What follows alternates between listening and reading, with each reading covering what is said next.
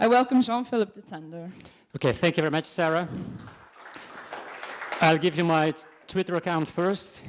I always welcome feedback, so you can praise me, you can burn me, whatever, but please give me some feedback. It's well appreciated. There are two ways of introducing myself. The first way is by showing you my business card. And in fact, it's a very fancy business card that works very well, that is totally in the same look and feel of the channel that I'm working for. As Sarah told before, I'm working for AIN, which is the first channel, the biggest channel from VRT, the public broadcasting channel. And as you can see on my business card, you get all the necessary information you need about myself. But there's a second way of introducing myself. I think I'll have to stand here. It's by telling you that I live in Brussels. I live in Brussels near the National Basilica of Brussels. Perhaps some of you will know the National Basilica from the song by Raymond van het Groenewoud. I live quite near the Basilica. It was, in fact, one of the third largest churches in the world, and it still is. And my grandmother had to pay for the construction of the church till the 70s. This, in fact, is the home, my home. If you watch carefully, you will see that there are two front doors. The reason because there are two front doors is because it used to be a grocery store a very long time ago. We bought the house some 10 years ago, and I'm still researching the history of the house. I already found the plans. It dates back from 1914. So in 2 years, we will have to celebrate 100 years of the house I live in. And because the house is way too big for me and my partner, well, we said, why not have a bed and breakfast on the top floor? So if ever you come to Brussels, don't hesitate. Come along and book your room in the bed and breakfast. The website is www.76.be. What else can I tell you? I'm a big fan of art. I particularly like design and Art Deco because design and Art Deco, they work very well together. So I started having a collection of that. And I have two very nice cats. The one is called Boris and the other one is called Yeltsin. So Boris, Yeltsin are two of my cats. And for those who come and stay at a bed and breakfast, you should know that I have a particular collection of single malts. I used to speak a lot abroad, so every time I go abroad, people send me in a bottle of single malt afterwards. So I have a very big collection. I cannot drink it on myself. I like to read a lot of books. Although I work for television, although I work in media, books are for me a very important thing of inspiration. So I read about 60 books a year. And the book I'm currently reading, which might be very interesting for people in this room, is this book by Donald A. Norman, Emotional Design, in which he explains why a juicy salad might cost, let's say, 50 cents at Blocker. And if you want to have one by Philip Stark, you pay at least 50 or 60 euro. And then there's the gold version. And if you have the gold version, they advise you not to use it as a juicy salad. So a very interesting book.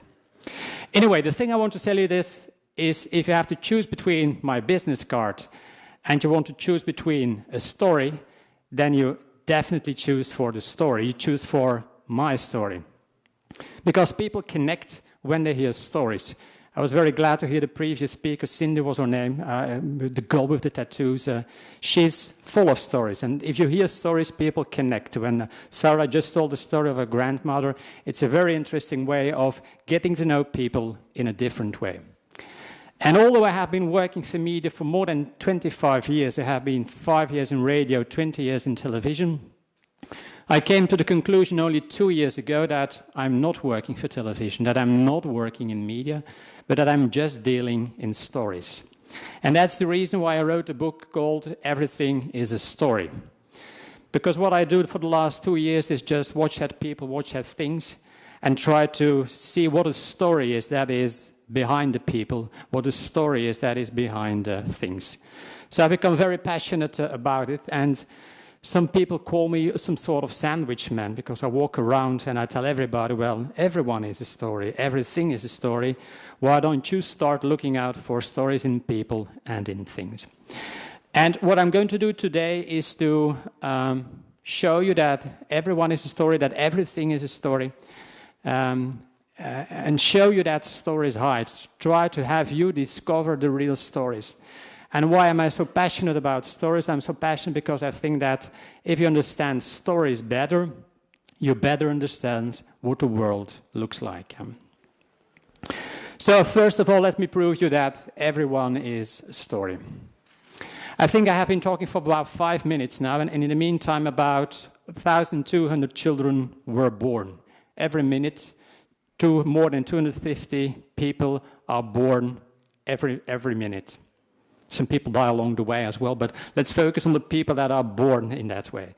And this is a picture by Thierry Bouet, who is one of my favorite photographers. I like photography very much, and you will see various pictures in my presentation. This is a picture taken by Thierry Bouet at a hospital in Paris, where he resided for a very long time, and he took pictures from children just being born. I think that this baby must have been about 2 minutes old when it was taken, when a picture was taken by Thierry Bouet. And why are children so important? Well, they are like an open book, a blank book. Everybody in the room is some sort of book, and it is your parents who, by having sex, incidentally or on purpose, made that you were here. And they are the prologue of the book you are. And you might be a very small book, I hope not. You might become a very thick book. You might become a book with different volumes. But every one of you is a story. And we're about 60 people in the room. If you watch at a world, 7 billion people walking around today. Each one of them is a story. And is a different story and is a unique story. So each story is unique and reads differently. Perhaps you think you know the person sitting next to you. I'm quite sure you don't know him or her that well. Just ask him in the pause when they last cried and what the reason was why they cried.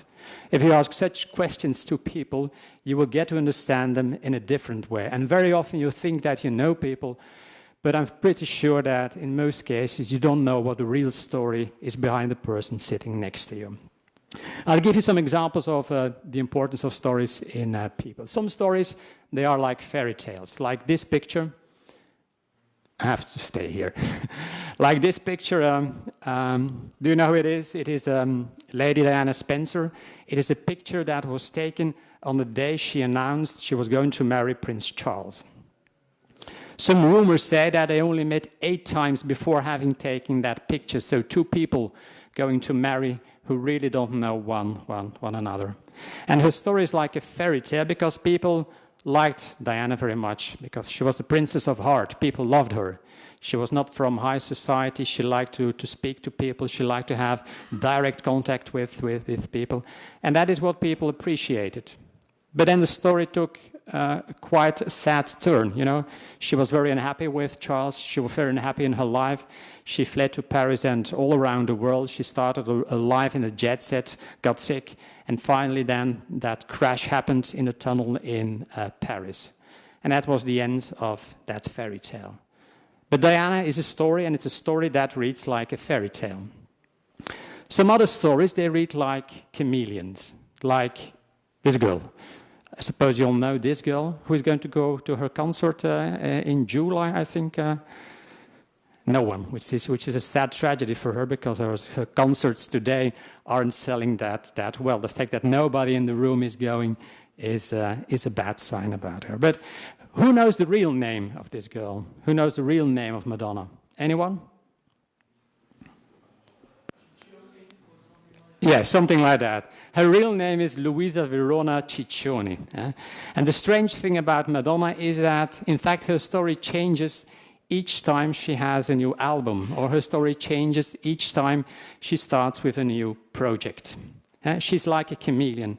But what really wonders me about Madonna is if she really knows who she is. Who is the real Madonna today? And another strange thing is that when you Google Madonna, you get tens or hundreds of hits saying that Madonna is the artist, is a music artist, is a pop artist. And people tend to forget that Madonna is still another story as well, the one you see in the corner downstairs. Madonna is also the Mother Mary. So people tend to forget, Google tends to forget certain stories because other stories become way too popular. And then there are some stories that hide. I don't know if you know who this guy is. Perhaps you met him or saw him at one of the expositions of Gunther von Hagens. Gunther von Hagens is one of the weirdy German professors who takes dead bodies of people and of animals as well today, and he puts some sort of plastic in their bodies, and then this is the result. And hundreds of thousands of people all around the world come to visit the exposition and say how lovely it is. But people forget that the models they see, that they are not just models, in fact they were real persons. So I wrote a letter to Jan Van Rompaey and said, well, I have this lovely picture of your exposition. Could you tell me who the guy is on page 7? I guess it's a guy who's about 45 years old. And I was curious to know, what did he die from? Did he have any family? Did he have any children? But I didn't get an answer, of course, from Jan Van Rompaey because of privacy reasons. He didn't even answer my letter.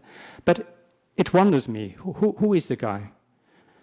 So I've been seeing several expositions of him, and each of the people, each of the models you see, then I tend to ask him who were the real people behind it. And then there are some people that have to live the story of their company, particularly this guy. You definitely know the building. The blue and the yellow building is IKEA. The guy in front of the building, in fact, is Ingvar Kamprad. Ingvar Kamprad is one of the most rich persons in the world. He can easily fly from one IKEA store to another IKEA store. But he doesn't do that. He prefers traveling in his old Volvo. And the reason why he does that is because IKEA is saying that IKEA stands for design at a very good price, at a cheap price. If you go to IKEA and they have a chair left with only 3 legs, then they sell it in a corner at a 75% reduction. But they do sell it. That's the philosophy of what IKEA is doing. So this guy, who is one of the richest guys in the world, well, he has to live up to the story of what his company is all about. And he's very good at it, because when he goes to a hotel and he has a drink from the bar, and the first thing he does in the morning is he goes to a shop on the corner, and there he buys another bottle of water, or the bottle he had, and puts it back in the refrigerator, because it's much cheaper to do that than to pay the bill when he is leaving in the morning. The same happens with other companies. I think that Richard Branson is a very good example. Steve Jobs is a very good example. They all live, in fact, up to what the story of their company is. So you will agree with me that everyone is a story. I'll try to prove as well that everything is a story. And it would be nice to get the keys to your home. And I would like to look around in your home, or even in your car in front. And just by doing that, I will know somehow who you are. Because your room, your house, the place you live in, the car you drive, the way you drive your car, they all leave traces of the person who you are. So I find this lovely picture of the apartment of Marthe de Florian. Marthe de Florian she was a very famous ballerina who in fact fled Paris just before the Second World War, and she went to the south of France. And she stayed in the south of France during the war, but never came back afterwards either. So what happened when she died 2 years ago, her apartment was opened for the first time in almost 50 or 60 years. Because she was rich, she always paid the bill on time, but she never went back. And this was the picture taken when the people entered her room. It's a very fascinating picture. You can see a newspaper laying on the chair. And actually this painting is a painting by Bellini. It was sold afterwards for about $2 or $2.5 million. So the house you live in leaves traces of the person you are. Even everything you eat is a story. Just one example, you know what this is? This is a kiwi. I remember very well at the beginning of the 80s when they started selling exotic fruit in the supermarket. When I saw this for the first time, it was for me some sort of potato with hair on, we would call it. But in fact, the kiwi is a berry coming from China. The Chinese exported it to New Zealand. In New Zealand, they started collecting it, and because it resembles very much one of their birds, the kiwi, they call the fruit the kiwi. So next time you stick something into your mouth, try to find out what the story is about the things you are eating. What is the story of 9/11? When you hear 9/11, what do you think about? Anyone? New York, yeah. You should know that 9/11 is the birthday of our Queen. No, but people only remember 9/11 as that horrible thing that happened in New York. The World Trade Center, the two towers collapsing. And 9/11 is a story, because 9/11 is a story that goes about war on terrorism. What started on 9/11 and for the next 10 years had very big consequences, because it started off a war. I very much remember where I was at the time when one of the planes crashed into one of the towers. I was working at the VRT. I was in my office watching a thick TV, because the thin TVs we have now, the flat screen TVs, didn't exist at the time. And it was very difficult for me to understand what was happening, because I was watching a live broadcast by CNN. I saw one of the towers burning, and then I saw a second plane, and I thought to myself, well, is this a repeat? No, it can't be a repeat. So I was watching live, in fact, the story that was happening there. And later on, I came along this picture by Thomas Hupker, and I didn't understand 9/11 anymore, because 9/11 is tragedy, 9/11 is horror. And then when you see this picture, you don't see tragedy. You see tragedy on the top, but you don't see tragedy on the bottom of the screen. So what is the story? How can 4 people enjoy a sunny afternoon near the Hudson River, watching the skyscrapers in Manhattan? The real story is that Thomas Hupke, who is a very famous Magnum photographer, who was in Brooklyn, tried to go as quick as possible to Manhattan to take pictures, because that's what photographers do, even when there is a catastrophe. So he took his bike, rode along the Hudson River, and tried to cross to go over to Manhattan. And along the way, he saw these 4 guys. He just took a picture, he ran away. And it's a picture that amazes me, because it tells you that we think of 9/11 only of the tragedy happening over there, but you forget that on other places in the world, other stories happen at the same time, even quite near to the place where the tragedy happened. Art is a story. Art is very good in telling stories. This is a piece of art by Damien Hirst. I don't like Damien Hirst. There's an exposition in Tate Modern nowadays about him. But I saw this piece of work from him, which is called The Skull, or also called For the Love of God. The story behind this piece of art is that he bought a skull in Islington, London. He had it researched by some scientists. The scientists say that the skull dates back from 1750, and it was a skull of a guy who must have been 25 or 30 years old. So he made a platinum copy of the skull. He bought diamonds, about 8,000 diamonds, which is very difficult, because when you buy 8,000 diamonds, and prices tend to go up. So he had to buy the diamonds pieces by pieces in little amounts. Then he put the original teeth back into the skull. He put all the diamonds on it. And so he got a piece of art that is insured for about $30 million. Now imagine the guy in 1750 telling his friends that 300 years later he would be in an exposition, and that his skull, his head, would be insured for $30 million. Then everybody would say, well, you go to the crank house, to the crazy house, you're crazy. But art is a story. So next time you go and see a piece of art, try to see what the story is. Every song is a story. You're young, you all listen to music, but you don't listen to the lyrics, because when you listen to the lyrics, you hear very interesting stories. And what fascinates me by music is that a lot of these stories, in fact, are real stories. Like this song made by Carly Simon. Don't know whether you know her. She was very popular in the 70s with a song called You're So Vain. You probably think this song is about you. The story behind the song is that it's about one of her lovers. She had a lot of lovers. She never told whom the lover was she wrote a song about. The only thing she said that there was an A, an E, and an R in his name. So if you know that Mick Jagger was one of her lovers, that Chris Christopherson was one of her lovers, then you might get a guess of whom this song might be about. So I told you that everyone is a story, and that everything is a story. And why are stories so important? Stories are important because they are very powerful.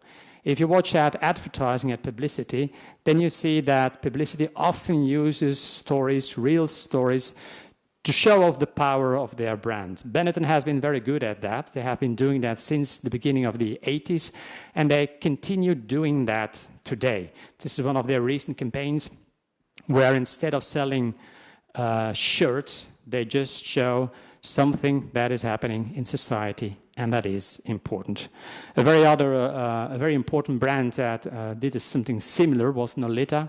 For those who do not know what Nolita is selling lingerie for women.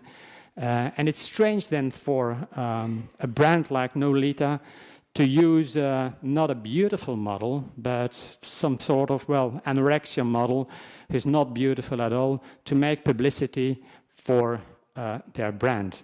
And the message they wanted to tell is that, in fact, beauty is important, but is not that important, in fact.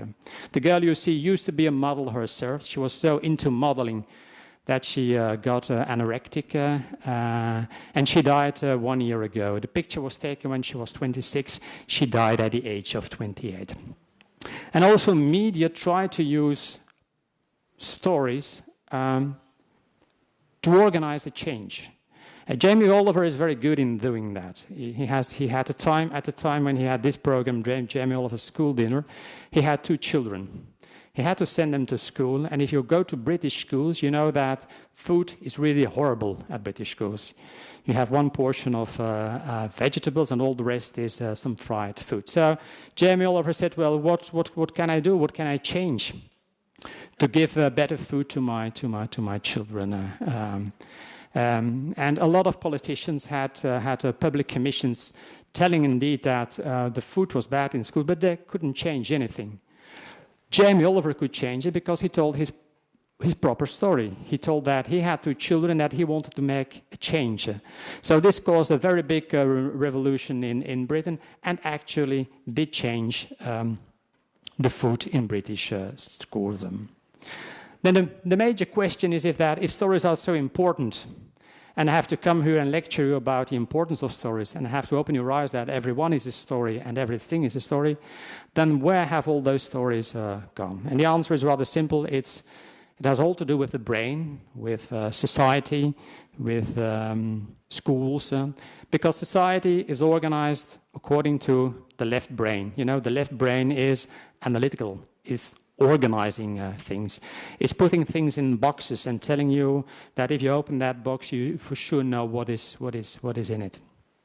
That's a pity, because stories really hide on the right side of your brain. Because the right side is not that organized as your left brain, but real stories hide in the right part of your brain. That's why I'm such a fan of this author, a book you definitely should read. It's already 5 years old. It's a book by Daniel Pink, who said that, in fact, right-brainers will rule the world. So forget about what your parents are telling, forget about what school is telling, forget about what society is telling. Live up to your life. And we had a very good example with the girl just before us, the tattooed girl, who really is living at the right side of her brain. So students, people like you following media definitely know this book written by Marshall McLuhan. It's a book that was published in 1964. It's Understanding Media. And the most famous phrase that comes out of this book is, the medium is the message. What Marshall McLuhan was saying is that you have the platform and you have the content, but that the platform you are conveying your content on is in fact as important as the story that you are telling. So if you're broadcasting something on TV, TV will have an impact on the story. If you're broadcasting something on radio, then radio will have an impact on the story. Well, I think that is totally bullshit, because the medium is not the message. It's not about the platform you're working for, whether it be web, TV, or anything else. It's about the stories you convey on the web. And that's a big lesson I learned from this guy, Walt Disney. You have to know that Walt Disney died in 1966. That's 2 years after McLuhan wrote his book. That's 3 years before the first man would set foot on the moon. So there was no iPads, no iPhone, and there was not even a laptop. You did have computers, but they used to be as big as this room. And there this guy is telling you that, well, stories are important. He had a pencil, he drew a mouse, and then he became very famous with the mouse. The mouse, even today, Mickey Mouse is a very popular mouse. And for sure, his company has changed. Buena Vista, the Walt Disney Company, is a very big company, and it makes very good animation. Thousands of people working on stories like Wall-E or Ratatouille. But the good thing about these things is that it's not about animation, it's about stories. If Wall-E is a successful film, then it's not because a lot of people are working on it, it's because it's a good story. So everything you do, everything you tell as an artist or as a media maker should start off with a good story. If you have no good story in the beginning, you have no good story in the end. So stories are very important, and people in business have to reflect on a different way on which business they are in. I was at a travel conference a few weeks ago, and the speaker before me was very happy that he had augmented the number of packs from 30 to 40,000. I don't know whether you know what the word packs means, but packs is what they call in the travel business a passenger. On your airline ticket at the time, there would be the word packs and then your name. And it was very horrible, I think, for someone to talk about packs, because the travel business is not about moving people from one place to another. It's not about holidays or vacation. It's about people having a dream, escaping real life, escaping daily life, and trying to find new stories abroad, come home with those stories, and share them with the people you love. The same with the telephone business. It's not about lines or wireless lines. It's not about technology. It's about connecting people. And that is what Nokia understood very well. They are not in the technology business in conveying voice transport. No, they are in the business of connecting people in what they do. If you are the driver of a bus like the Lane in Flanders, people should be aware that they are doing more than just moving someone from place A to place B. You have people in your bus, and so your bus is full of stories. You might have an old lady going to the funeral of her neighbor. You might have a student going to college and being stressed because he or she is having exam. Same for the banks. The bank sector is very hard in believing this. The people in the bank think that you put in money and that you get something out of it, or you lose something out of it. That is part of the game. But they forget that when people put money in the bank, they do it for certain reasons, because they want to buy a second house. They want to pay off for the marriage of their son or daughter. So in every company you work for, people should think in a different way than the ways they usually do. So the main question today is, what business are you in? I know that a lot of you are students, having a dream to get a professional career in doing something. Before you do that, reflect what really the nature of the business is that you are in, and why that you are in the business. And that's the message I always try to convey. That's the sandwich man in me coming, speaking up again and saying, well, I am not the controller of IN. I'm not the boss of IN at VRT. I try to be a story evangelist. I try to inspire people to bring new stories, to convey new stories on the media they have. And at least what you can do, if you're not a story evangelist, then become a story consultant in whatever job that you do. Because the best paid person in the company is the CEO. That's the Chief Executive Officer. The second best paid guy is the CFO, the Chief Financial Officer. And the worst paid guy in the company, he doesn't even have a name, is the chief story evangelist, the chief story organizer.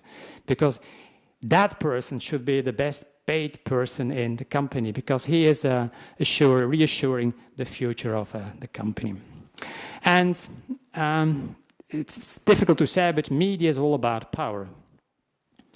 People in art do have power, people in media do have power, but that's a word I really don't like at all, because when you say media is power, you think of Rupert Murdoch, and indeed, he did use it to have power. But media can also be impact, because media is so powerful. You have a way of changing things. And I'm working for a public broadcast, so not for a commercial channel. For me, it's not about return on investment. What do I put in and what do I get out as a surplus of money? But what do I put in and what do I give back to society? So stories can be very useful in return on society. So we've come to the $1 million question now. How do you do it? And because I drive a small car, it means that I don't have $1 million on my account. I don't have the answer, because it's up to everyone to decide what he or she needs to find the stories and to use the stories in his or her life or in your company. The only thing that I can do is to give you some pens and spectacles that have been very useful for me in the past to try to find new stories. And I leave you with 5 small tips that work for me. They might not work for you, but you should try them out and perhaps you will find better stories. The first is just 5 simple questions. The questions your daughter or your son asks when you raise them. They ask you who, what, when, why, and how. So just ask us, who is the story? What is the story about? When did the story happen? Why did the story happen? And how did the story happen? Take any picture, ask those 5 questions, and you get the answer to what the story really is. I had the same lecture yesterday, and I saw this picture, and then I had a remark, well, who took that picture? I have 5 questions, and I get the answer to all of the 5 questions, but I forgot who the guy was, who the picture took. So I have to do some research into it. If you see this picture, same, you see what it's all about. And this is a recent story just from last week. Second tip is give over to your imagination. Albert Einstein once said imagination is more important than knowledge. When you go to school and you give this as an answer, then you get all the points. Then the parents are lucky, because when you add up 1 to 1 and you give the answer 2, then, well, you're a very good student. A student who is saying that this is the answer fails. But I think that a student who is giving this as an answer, in fact, should be rewarded, because this is the creative thinker. This is the student saying that, well, if you have 1 and you have another 1, and you add them to one another, then you might perhaps have 1. So we can learn a lot from children. And a very good exercise, which I often do myself, is invent little stories by just using 6 words. And the nice thing about this is that it's only 6 words, but you could write an entire book just by explaining these 6 words. Too many girlfriends, too little time. It's an entire story. Did I miss a deadline? Again, it's an entire story. And used to set table for 2. I think this one is a sad story. So my third tip is in telling stories is use the proper tone. Do I tell a story implicitly or explicitly? And what is an authentic story? I once made a program, which you might know some, which was about enhancing social cohesion in society. So at the office we thought, well, media is powerful, perhaps we should make a society better, so we made a program which was called SOME, that would create a better society. So when you would read a newspaper or humorist would say, well, SOME, the program from VRT in, that will enhance society. And everybody said, Berg, we don't want in to enhance society. So the lesson I learned from that, if you tell a story, you better tell it implicitly rather than telling it explicitly. After having done SOME, we made another program, Fata Morgana, which in fact did just the same thing, but we didn't say it was trying to better society. So that's a very important lesson to take. A second lesson is about authenticity. I read a lot of books about authenticity. This one is a very good one, written by Pine and Gilmore. But the strange thing is that it's not about authenticity. This is a book about selling more by being authentic.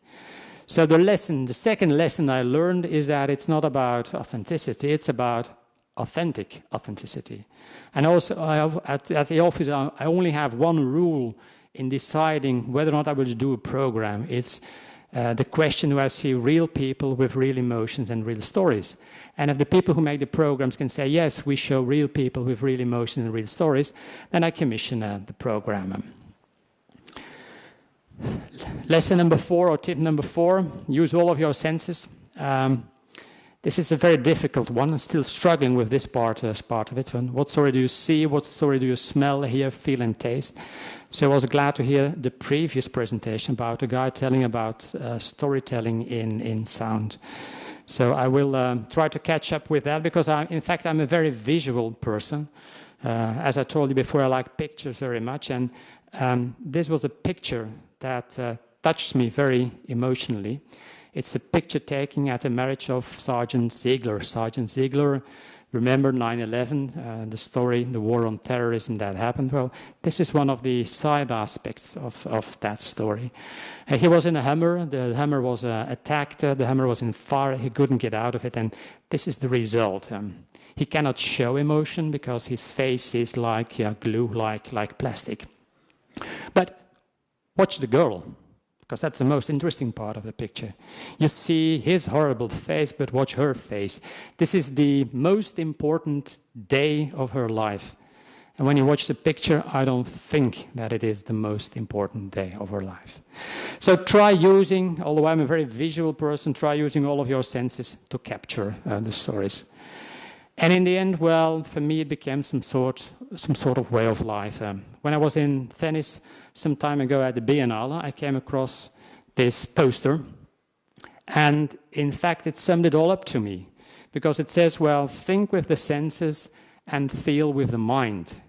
In fact, this makes no sense, because how can you think with your belly, and how can you reason with your mind? But it's the crossover between your left brain and with your right brain. So this is the most important lesson I took: thinking with the senses, feeling with the mind. Also at the office, although I have to take sometimes very difficult and very important decisions, I try to be emotional at times, not only rational, because if you use emotion there, you feel the real stories. So the only thing I can end up with is that, well, the proof of the pudding is in the eating, or in my case, perhaps in the single malt, in drinking a single malt. It's up to you to try and find stories, to try and discover stories, and to try and use those stories in your proper life or in the professional life you are using. So I wish you good luck with the stories, and if you have any questions, I'll be very willing to answer them.